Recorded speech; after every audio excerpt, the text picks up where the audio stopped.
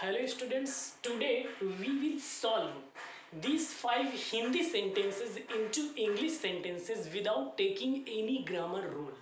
मतलब बिना किसी ग्रामर रूल के इन हिंदी सेंटेंसेस को हम इंग्लिश में सॉल्व करेंगे और एकदम बेसिक लेवल पे हम ये मान के चलते हैं कि आपने ग्रामर के जी भी नहीं आपको मालूम है, और अगर मालूम है तो पांचों सेंटेंसेस आप सॉल्व करके मुझे सेंड करेंगे।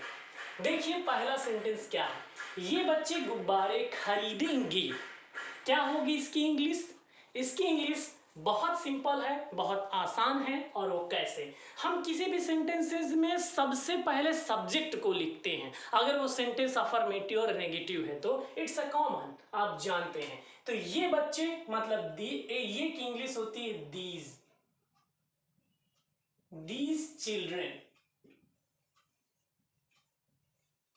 चिल्ड्रेन हो जाएगी। ठीक है, तो ये सब्जेक्ट था इसलिए हमने सबसे पहले रख लिया। अब हिंदी का लास्ट वाला शब्द सबसे पहले रखेंगे। तो लास्ट वाला शब्द क्या है? खरीदेंगे। और खरीदना की इंग्लिश क्या होती है? बाई, BUY, बाई होती है। लेकिन हमें टेंस का भी ख्याल रखना है, और टेंस है फ्यूचर इंडेफिनिट टेंस। और आप जानते हैं कि IV के साथ शैल यूज होता है। आई और वी के साथ हम शैल यूज करते हैं, बाकी सभी के साथ हम विल का यूज करते हैं। वैसे स्पोकन में विल का ही यूज होता है। ठीक है, तो दीज चिल्ड्रेन IV नहीं है इसलिए हम विल का यूज यहां पर करेंगे, नो डाउट। इसके बाद हिंदी के लास्ट का शब्द हम रखेंगे बाई, BUY। तो बाई के बाद गुब्बारे बजते हैं, बैलून्स होता है, आप जानते हैं बैलून्स, BALLOONS, बैलून्स। बाकी कोई शब्द नहीं बजता है। तो ये एक तरीका हो गया। दूसरा तरीका, ये बच्चे दीज चिल्ड्रेन क्या करते हैं? खरीदेंगे ना, तो विल, बैलून्स खरीदेंगे, बाई, क्या खरीदेंगे? बैलून, यानी क्वेश्चनिंग कर करके हम रख सकते हैं। और तीसरा तरीका है जो एक ग्रामर का रूल है, सबसे पहले सब्जेक्ट होता है, उसके बाद विल होता है, उसके बाद वर्ब की फर्स्ट फॉर्म होती है।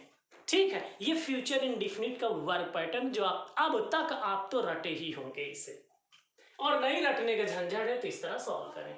हम आज तुम्हारी प्रतीक्षा करेंगे, बहुत आसान है, सॉल्व करके भेजिए आप ना। ध्यान से देखिएगा, बेसिक जो क्रिएट करना चाहते, बेसिक मजबूत करना चाहते हो उनके लिए हम की क्या होगी? वी होगी। और आई और वी के साथ हम शैल का यूज करते हैं। ठीक है, शैल वर्ड लिख लेते हैं, तो वी शैल। अब इसके बाद खेल शुरू होता है। हिंदी के लास्ट के शब्द को हम पहले रखेंगे। प्रतीक्षा करेंगे हिंदी का लास्ट शब्द है। प्रतीक्षा करेंगे मतलब वेट करेंगे, तो वी शैल वेट। किसकी प्रतीक्षा करेंगे? हम आज तुम्हारी प्रतीक्षा करेंगे। किसकी प्रतीक्षा करेंगे? तुम्हारी। ठीक है, तो ये तुम्हारी शब्द हो गया। फॉर यू यानी तुम्हारे लिए, फॉर यू। हम यू क्यों यूज किए हैं इसको समझने के लिए आपके प्रीपोजिशन पढ़ना पड़ेगा।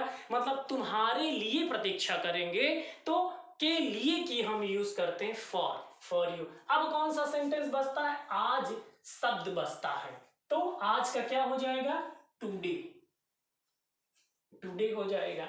ठीक है, वैसे हम टुडे वर्ड सबसे पहले रख के भी यूज कर सकते हैं, जैसे today we shall wait for you, इस तरह भी सही होगा। लेकिन हम हिंदी के लास्ट के शब्द को पहले रख कर ये रूल पे चल रहे हैं, तो ये सेंटेंस भी सही है। सेंटेंस नंबर 3 सॉल्व करेंगे, सीता गंगा जी में स्नान करेगी। बहुत आसान सेंटेंस है, जिन्हें टेंस आता है, और जिन्हें नहीं आता वो एक बार फिर से ध्यान देंगे।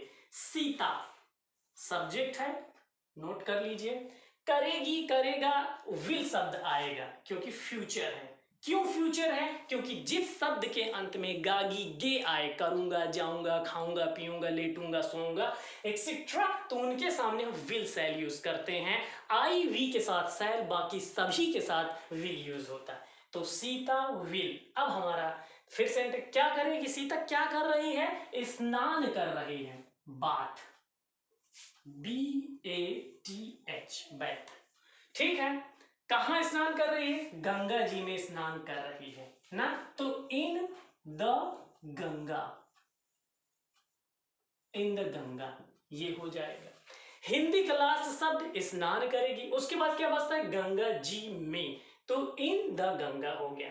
आइए क्वेश्चन नंबर 4 सॉल्व कर। तुम कल एक निबंध लिखोगे, भाई लिखोगे, तो तुम सब्जेक्ट हो गया यू, गागी गे है तो विल हो जाएगा आईवी के साथ साथ। ठीक है, तो अब बचता क्या? लिखोगे, ये शब्द हिंदी में लास्ट में, तो इंग्लिश में यू विल के बाद लिखेंगे। लिखना की क्या होगी? राइट होगी, क्योंकि फ्यूचर इंडेफिनिट में वर्ब की फर्स्ट फॉर्म है। ये आपका जो थर्ड रूल बताया हो उसके अकॉर्डिंग ऐसा है। ठीक है, तो यू विल राइट, इसके बाद क्या बचता है? एक निबंध, एक निबंध ये शब्द बचता है। अच्छा, निबंध लिखें फिर एक लिखें ऐसा नहीं होता, एक शब्द लिखें जो सच में शब्द के साथ हो। जैसे लिखना अलग लिख सकते हैं, निबंध अलग, एक अलग, ऐसा नहीं, एक निबंध एक साथ होगा। तो यू विल राइट, अब निबंध की होती है ऐसे। ठीक है, ई वर्ड आ रहा है तो AEIOU के साथ हम एन का यूज करते हैं, तो एन ऐसे ESSAY। कल लिखोगे तो कल की क्या होगी फ्यूचर में? टुमारो, TOMORROW,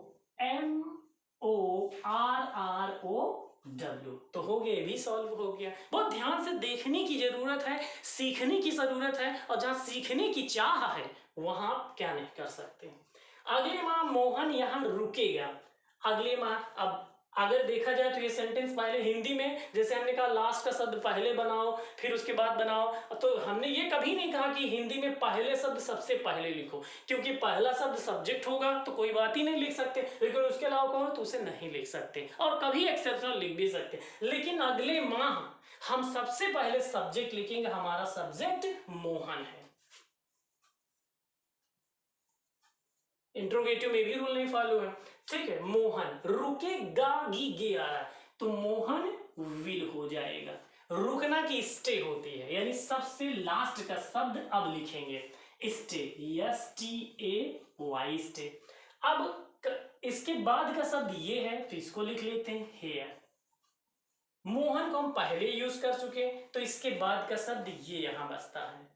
ठीक है, अगले माह तो नेक्स्ट मंथ, नेक्स्ट मंथ। ये 5 सेंटेंस हो गए जो सबसे आसान तरीके बताए गए हैं। ठीक है, आप एक बार वीडियो रिपीट कर लेना, आपके मस्तिष्क से कभी नहीं भूलेगा, क्योंकि हिंदी का लास्ट शब्द पहले लिखते हैं, उसके बाद का शब्द और फिर उसके बाद का शब्द लास्ट का। ये एरो आप देख रहे हैं, इन एरो को बहुत ध्यान से देखेंगे तभी आपको समझ में आ जाएगा। एरो के अकॉर्डिंग भी हमने सॉल्व किए हैं। Thank you so much.